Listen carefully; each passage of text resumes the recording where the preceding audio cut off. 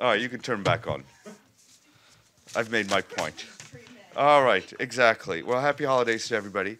Just to let you know that this will be the last briefing of the year, unless there's breaking news. We will be staffed Tuesday through Friday next week. We'll be updating the briefings online and available if you have any questions. So we'll get to the more serious part of the briefing, because we don't want to talk about serious stuff while being all electrified. Senior appointment personnel. Let's start with that. UNICEF. Yes. Following consultations with the Executive Board of the United Nations Children's Fund, the Secretary General is announcing the appointment of HENRIETTA FORE of the United States as the fund's new Executive Director. Ms. FORE will be succeeding Anthony Lake, to whom the Secretary General is grateful for his commitment and dedicated service to the organization. Mr. Lake brought renewed focus on equity throughout UNICEF's programs and services for children. In achieving results for every child, his leadership has strengthened UNICEF's reputation and credibility as an organization and as a valued expert partner for governments, civil society groups, and businesses around the world, working together to achieve results for children. Ms. FORE has worked to champion economic development, education and health, humanitarian assistance, and disaster relief for the world's most vulnerable most vulnerable in the international and developing world in a public service, private sector, and nonprofit leadership career that spans more than 4 decades. She was the first woman to be appointed administrator for the U.S. Agency for International Development and the director of the United States Foreign Assistance in the U.S. Department of State. A longer bio is available in my office. And I have a statement on the Special Tribunal for Lebanon. The Secretary General has extended the mandate of the Special Tribunal for Lebanon from March 1st, 2018 for a period of 3 years or upon the completion of the cases before the Special Tribunal, if sooner. The extension is in accordance with Security Council Resolution 1797 of 2005. The mandate of the Special Tribunal, which is based near The Hague in the Netherlands, is to hold trials for those accused of carrying out the attacks on 15 February 2005 in Beirut, which killed 22 people, including the former Prime Minister of Lebanon, Rafik Hariri, and injured many others. The trial in absentia of 4 individuals indicted over the killings began in January 2014 and is currently ongoing. The Special Tribunal has jurisdiction over attacks carried out in Lebanon between the 1st of October 2004 and December 12, 2005, if they are connected to the attack of February 14, 2005, and are of similar nature and gravity. The Secretary General reaffirms the commitment of the United Nations to support the work of the Special Tribunal in the fight against impunity for such major crimes in order to bring those responsible to justice. The United Nations looks forward to the completion of the mandate of the Special Tribunal in a timely manner. The UN also looks forward to the continued support and cooperation of the government of Lebanon. And speaking of The Hague, the Secretary General is concluding his 2-day official visit to the Netherlands in The Hague. Earlier this morning, he officially opened the Humanitarian Data Center. The center is established and managed by the UN Office for the Coordination of Humanitarian Affairs. It is supported by the government of the Netherlands and is part of the Hague Humanity Hub. The center aims to significantly increase the use and impact of data in humanitarian crises. In his remarks, the Secretary General said the challenges is to connect innovation and harness it to help these millions of vulnerable people. The center, he said, will help get people the support they need more quickly and efficiently by harnessing the power of data. In The Hague, the Secretary General also delivered a keynote address at a seminar entitled Security Central, the United Nations and the Current Threats to International Peace and Security. He told the audience at the seminar, which was being held at the Peace Palace in The Hague, that the magnitude and complexity of the global challenges are too immense for any country or organization to tackle alone. We need to do more to devise joint strategies and draw on our comparative advantages. He added that together we must spread a common message of tolerance and present an alternative vision to the xenophobic agendas that fuel conflict and the animosity in the region and around the world. During his visit to the Peace Palace, he also met with the President and members of the International Court of Justice. And before departing The Hague, he visited the Umnia Community Center, which works with families on preventing radicalization and violent extremism of young people. The UN mission in the Democratic Republic of the Congo confirmed today that a 15th Tanzanian peacekeeper has died, and he passed away in Kampala as a result of injuries sustained during the 7th December attack on the MONUSCO base in Simliki in eastern DRC. We, of course, offer our condolences to his family and the people and the government of Tanzania, as well as our colleagues in the UN mission. Also from the Congo, the refugee agency UNHCR says it's witnessing a sharp rise in the number of people in the DRC seeking safety in Uganda. More than 650,000 refugees have crossed the border this week, fleeing fresh violence in the Ituri province, 5 times the usual number of arrivals. The majority of refugees cross Lake Albert on rickety fishing vessels. Inside Uganda, UNHCR is stepping up its capacity to meet refugees' needs. Refugees are registered, medically screened, and provided with hot meals and basic relief items. However, the operation of Uganda, funded by only 39%, more resources are urgently needed to upgrade the reception capacity and assist new arrivals. This is particularly important given that Uganda already hosts the largest number of refugees in Africa. Some 1.4 million refugees are currently being hosted in Uganda. A total number of Congolese refugees in neighboring countries has increased by almost 100,000 in the space of 1 year, reaching 623,000 by the end of last month. They add that somewhat 4.1 million internally displaced Congolese are rendering the DRC the country with the highest number of displaced people on the African continent. And the UN mission in South Sudan today welcomed the signing of a cessation of hostilities agreement by the parties attending the high-level revitalization forum in Addis Ababa. The mission said the agreement of cessation of hostilities, protection of civilians, and humanitarian access is an important first step in the revitalization of the peace process. It urges all parties to follow the agreement and to end ongoing violence so that durable peace can be achieved. And on Yemen, our humanitarian colleagues tell us that since November 6th, there have been 16 humanitarian vessel movements, including 2 vessels that transported Somali migrants out of Yemen and 36 humanitarian air service flights. The UN also delivered 240,000 metric tons of humanitarian assistance into Yemen, including 18,000 metric tons delivered on airplanes. Separately, commercial food is entering Yemen. The coalition has cleared fuel tankers to come in, but commercial fuel tankers have yet to make it into Hodeida port. And the Special Envoy for Syria, Stephane attended today, the ASTANA meetings in Kazakhstan, organized under the auspices of the 3 guarantors of the December 2016 ceasefire, namely Iran, Russia, and Turkey. The Special Envoy reiterated his belief that maintaining and enhancing the de-escalation of violence remains an essential contribution to the shaping of environment conducive to political progress in Syria. He called for the unhindered humanitarian access throughout the country, particularly in eastern Ghouta. The Special Envoy also recalled his intention to convene a 9th round of intra-Syrian talks under the auspices of the UN in January.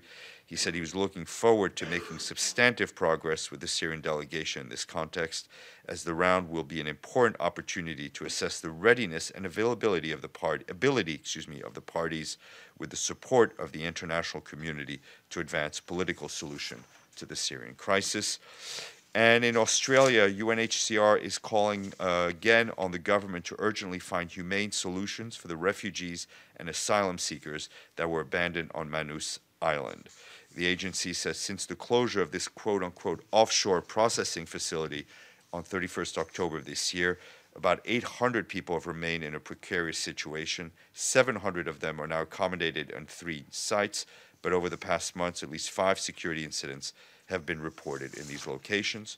More online. And as a reminder, at 4:30 p.m. this afternoon, the ambassador of Japan, president of the Security Council for the month of December, Ambassador Besho, will be here to brief you on the work of has taken place in the Council. Mr. Klein.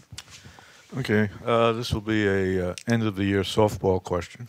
Um, Could you comment on what the Secretary General believes to be his most significant concrete achievement in 2017, and the most significant disappointment that he also has in terms of not getting certain things accomplished?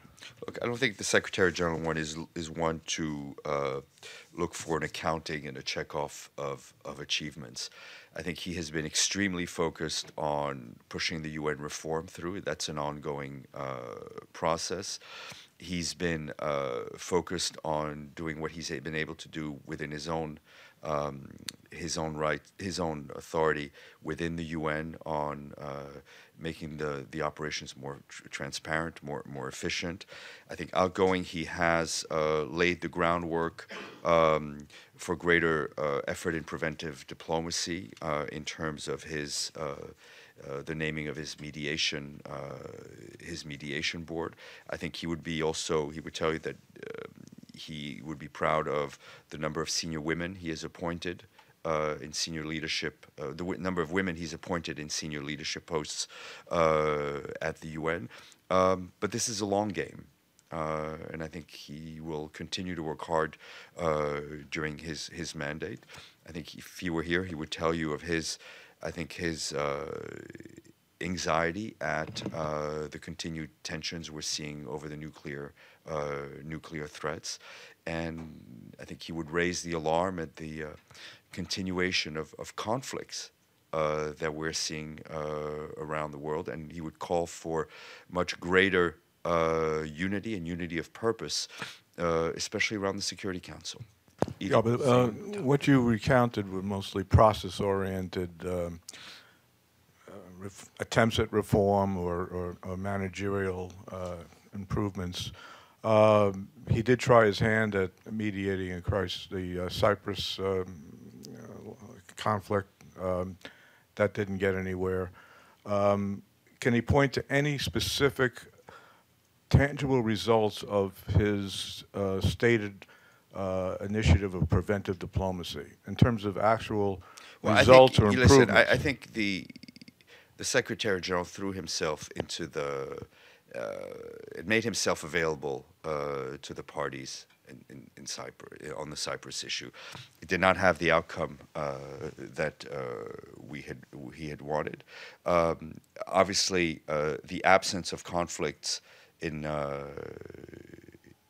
many places is not something that is to be that can be as shown as actually when there is conflict. I think the Secretary General has and will continue to work for increased preventive diplomacy, for the implementation of the Sustainable Development Goals, which are really the baseline and the guideline for preventing conflict and displacement. But as I said, he's not one for accounting, and this is a long game. Edie. One follow-up on Uganda, on the DRC first. You said a 15th Tanzanian passed away in Uganda, where I assume he was undergoing medical treatment. Indeed. There was another peacekeeper that was missing. Is that peacekeeper still missing? Indeed.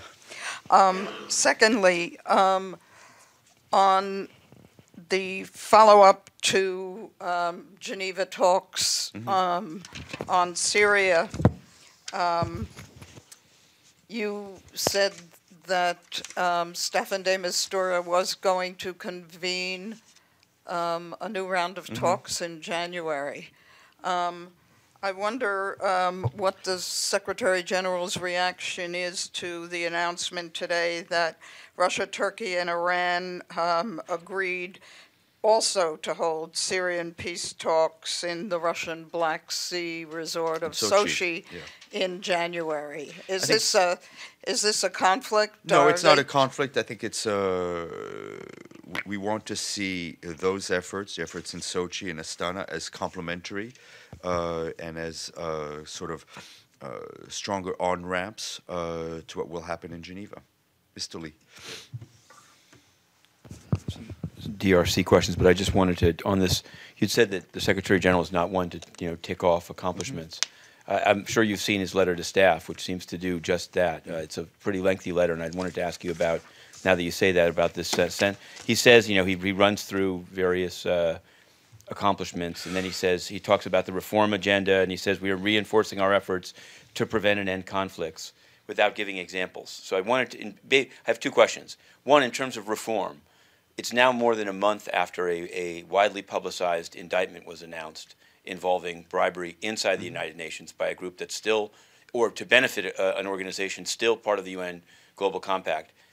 Did he announce any audit on this? Is there any, what action is taking place? To announce, and we obviously, as with all issues having to do with corruption, we cooperate fully and happily with the local authorities. Right, but it's in terms of knowing what the UN is. I understand. Okay, and the other one has to. I'm just as one example of conflict. You were saying how. It's true. There may be conflicts that we've never heard of that were averted by work that we never learned of.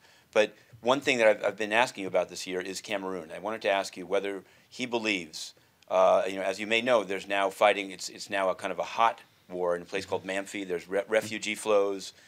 Does he believe that his approach this year of sending Mr. Fall, who apparently never went to the Anglophone areas, has been one that reduced or at least ran parallel to an upsurge in the conflict? I don't think it ran. I'll leave your analysis to you. As we've often said with the situation in Cameroon, we remain available, and we also encouraged open dialogue between the government and the other parties in order to lower the tensions. Yes, sir. Yeah, any comment from the Secretary General on Ambassador Haley's funding cut warning yesterday? No, I think I addressed that yesterday. We continue to look forward to a very constructive relationship and engagement with the United States and with all other member states. Okay, Mr. Varma. Wait, hang on. Oh, okay, one more. Okay, it's Christmas. No, I wanted to ask you about. Thank you. Thank you so much. Yeah. I wanted to ask you about the DRC. I got sidetracked on this letter to staff. There are reports of that following the announcement by Mr. Lacroix that the ADF would be targeted, that the Ugandan army has in fact flown some air sorties and fired some missiles into the DRC to get them. And what I'm wondering is, given MONUSCO as a major military participant, was MONUSCO informed of that? Do they have any assessment of what the impact of these strikes have been? We've talked to the mission. They're trying to gather more information. I'm not aware of any coordination or involvement on their part. And I wanted to ask, just in terms of a transparency question, yesterday I noticed, being at the Security Council stakeout, the Deputy Secretary General and her entourage moving down the hall. And then I saw the PGA, this is your colleague here, tweeting out a picture with, it seemed like it was on his schedule, that he met the Deputy Secretary General to discuss the work of the organization. But then I looked at the DSG's schedule and it said there was nothing there. So is there some difference between your two offices? What's the purpose of a public schedule if it doesn't list meetings that were scheduled in advance? I don't know if it may have not been scheduled in advance from our end. Well, we'll find out. You will find out. Thank you. Great. Have a great end of the year.